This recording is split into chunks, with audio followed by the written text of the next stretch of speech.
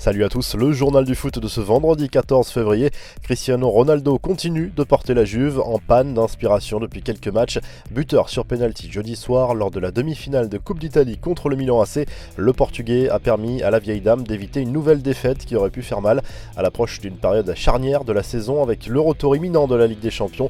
L'attaquant de 35 ans a marqué son 35e but de la saison, toute compétition confondue.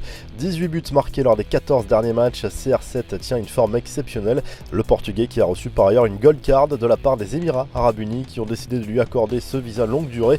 Visiteur régulier de Dubaï, l'attaquant portugais pourra désormais s'y installer librement pour y vivre avec sa famille s'il le souhaite. Pour la première fois, le Paris Saint-Germain arrive en tête du rapport SoccerX qui établit le top 100 des clubs les plus puissants financièrement au monde. Le club parisien détrône Manchester City numéro 1 en 2018 et 2019.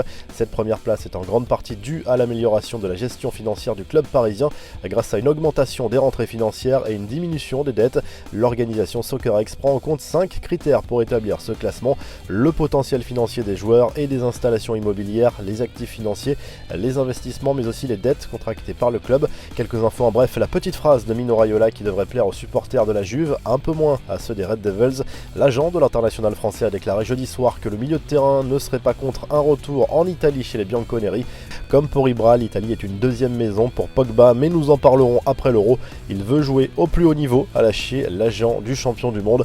Paul Pogba, blessé à une cheville, entrevoit le bout du tunnel. Le milieu de terrain a publié jeudi une vidéo montrant les progrès de sa rééducation qu'il effectue à Dubaï.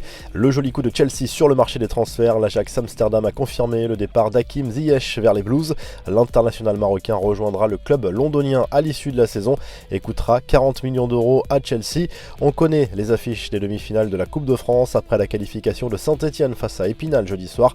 Les Verts recevront Rennes. Très gros choc entre Lyon et le Paris Saint-Germain. Les matchs se joueront début mars.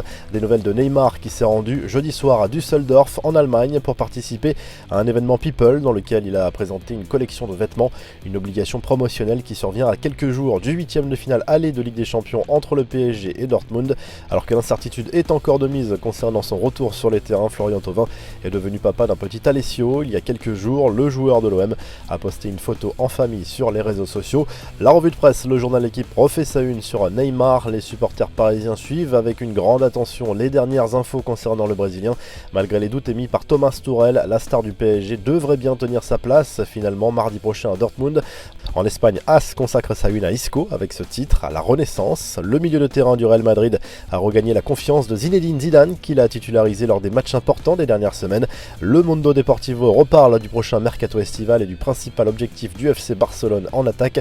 L'attaquant de l'Inter, Lautaro Martinez, l'Argentin voit sa cote exploser, d'autant que le Real Madrid étudie également dès à présent la possibilité d'un transfert pour l'été prochain.